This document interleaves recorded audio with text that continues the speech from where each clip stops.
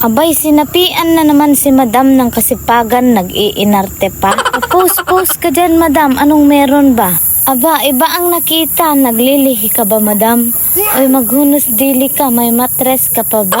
Maawa ka sa sarili mo, madam. Hindi mo na yan kayang iire pag meron yan. Sa edad mo ba naman yan, madam, ha? Di porket birthday mo ngayon, madam, mag-iinarte ka dyan. Gutom lang yan, madam. Magsaing ka na para may makain ka. Aba, madam, ano ba ini-expect mo? May laman yan, hindi ka nga nagluto. Aga-agahan mo kasi ang pagising para may maisaing dyan. Naku po, paano naman kasi? Tanghali na, saka ka lang magising. Kaldero lang talaga ang kaya mong buksan, madam. Paano naman kasi? Wala kang rep na bubuksan. Paano naman kasi? Kaya bangan ni madam, sinanla ang rep para may pambayad ng utang. Sinuot na nga ni madam ang kanyang uniform para ito'y mag-alakambing na naman sa kanyang garden. Yan lang talaga ang takbuhan ni madam tuwing wala silang ulam. Tuluyan na ngang lumabas si madam, tumitingala pa sa langit kasi ito'y umulan. Aba madam, may nakalimutan ka na naman ba? May pagkabobo talaga tong si madam. Paganahin mo naman kasi minsan ang kakaunti mong utak, madam. Abay, mag-lipstick pa si madam, sa bakuran lang naman pupunta. Oh, wala pang ka-hygiene. Ayan oh. O tingnan mo, tinanong pa sa asawa kung maganda na. Ano bang i-expect mo na sasabihin yan? Aba, dahil birthday mo, sasabihin lang yan na maganda ka. Kahit hindi naman. Dahil okay na, umalis na si madam, lumabas na sila. Ayan, tingnan na lang madam. Wala ka nang makita.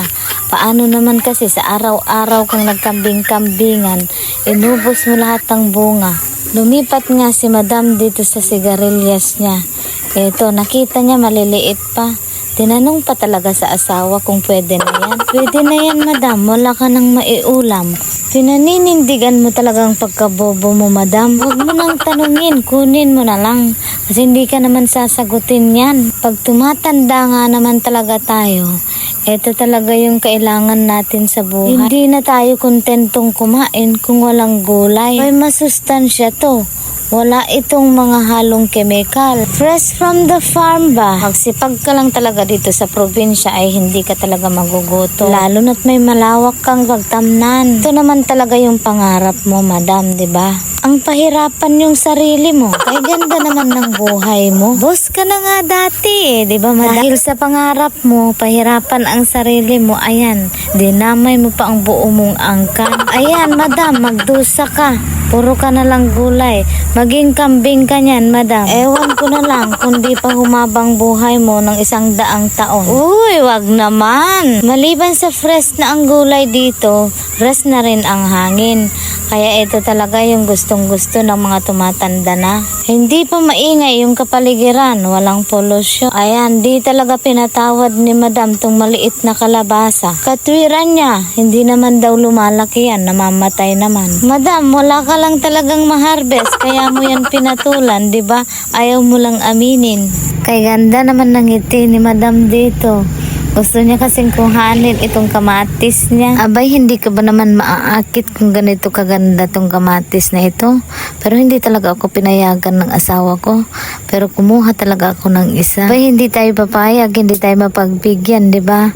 Eto nga't lumipat na ako dito sa Alokbati para ito naman ay pampadulas sa ating dinengdeng. Abay, tumingala si madam. Nakita niya yung patola. Hindi pwede, naku po. Pinatulan talaga tong patola. Hindi pa sana pwede yan, madam. O, ayan. Nag-inarte ka pa, parang hindi ka taga-bundok ka. Pina-check na nga niya sa asawa na kung okay na ba yung ulamin nilang dalawa. Sabi ng asawa niya, okay na. Dahil nga umuulan, hindi makalabas yung aming kambing, naisipan namin kumuha ng suha. Pero itong si madam, nakita na itong mais. Tuwang-tuwa naman, akala mo naman pwede na. Hanggang haplos ka lang muna dyan, madam. Gusto mo ata ng star, madam. Malis ka na dyan. Bago pa sila makarating, nakita niya ulit itong kanyang beans. Patay na, hindi na pwede. Kaya ito, 2 na lang ang nakuha. Pagtsagaan na, ayan lang naman talaga. Abay, nakita niya na itong bulaklak ng kalabasa. Pinatpatulan mo na yan, madam. Tingaad din yan. Kunin mo na habang nakabuka pa. Mamaya yan, titiklop na. Lumipat na nga sila dun sa suha. Naisip niya hindi niya kayang abutin. Inutusan niya itong mahal niyang asawa para siya na ang kumuha. Buti na lang mabait itong asawa niya. Kahit na anong ipagawa, gagawin naman niya. Taka nga ako bakit ang dami niyang kinukuha. Sabi niya, hindi lang daw para sa kambing. Mukha naman daw akong kambing. Kaya ayan, kinuhanan na din niya ako. Bay, hindi pa nakontento si madam. Kumuha pa talaga ng okra. Oh, ayan madam, sumakit na tuloy ang likod mo. Ganyan na talaga ang sakit pag tayo'y tumatanda na. Maliban sa sakit sa likod, sakit na rin sa bulsa. Ayan, pumunta na nga kami sa likod para kumuha na ng guyabano. Pero itong si madam, nagpapabebe naman. Akala mo naman bata, uy madam, matanda ka na. At ba'y pagewang-gewang ka pa ba madam? Naku po madam, hindi ka na talaga bata, tumanda ka na, sabi ko na eh. Ayan, nakita na namin ang guyabano. Ito kasi madami din pinagdaanan, kita nyo. Bago na ang mga dahon niya.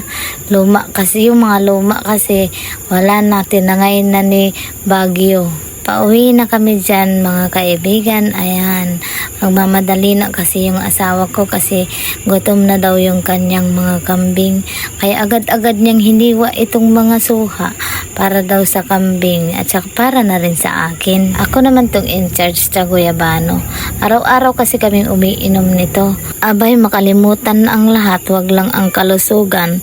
Importante yan kasi marami pang umaasa sa atin. Importante talaga ang kalusugan natin dahil kawawa naman ang mga anak natin. Lalo-lalo na ang aking panganay.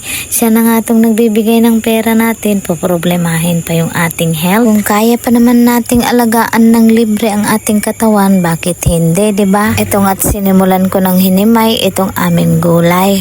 Tamang-tama naman pagkatapos na mahimay, okay no yung aking tea. Eto nga't ini-enjoy ko na. Masarap naman ang lasa. Sa una lang hindi, pero masasanay ka naman. Ganyan naman talaga. Sa araw-araw ba naman kaming umiinom nito? Parang tubig na rin ang lasa. O sige madam, feel na feel mo pa ang pag-inom. O eto na naman si madam tulala. Akala mo naman nawalan ng milyon. Ano na naman ba yung iniisip mo, madam?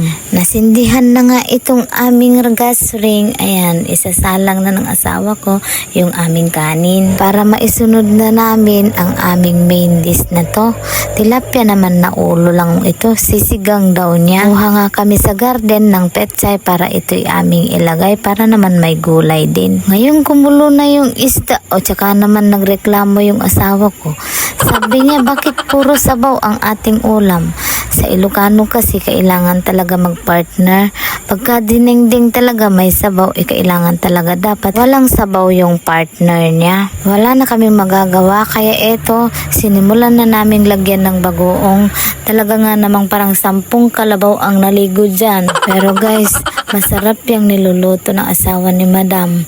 Ganyan talaga ang mga Ilocano, masarap sila magluto. Inantay nga niyang kumulo muna yon bago niya ilagay yung kanyang mga gulay para daw hindi maamoy yung bagoong. Minekos-mekos lang naman ng asawa ko. Antayin nating maluto yan, pero bago nating makalimutan yung ating pampalasay, ilagay niya.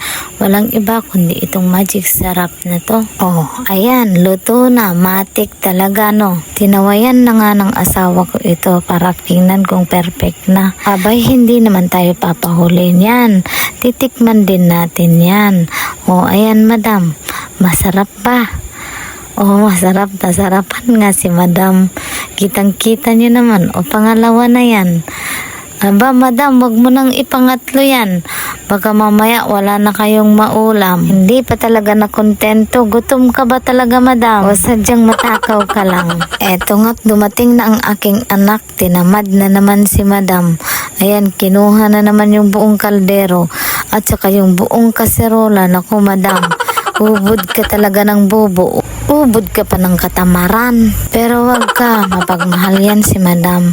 Uunahin niya muna yung mag-ama niyang sandukan ng kanin. Pero ang hindi nyo alam, teknik ni madam yan. Para yung matira, kanya lahat yan. Simula talaga nung nandito kasi kami, paborito niyan ni madam, gulay. Kaya ang una-una niya talagang ginawa dito ay magtanim ng gulay. Kaya ngayon, 4 na buwan na kami dito, madami na kaming gulay. Ayan. O, binanatan na ni madam ang pagkain. Hinay-hinay lang, madam, baka mabilaukan ka. Birthday mo pa naman, baka maging istorya ka na lang.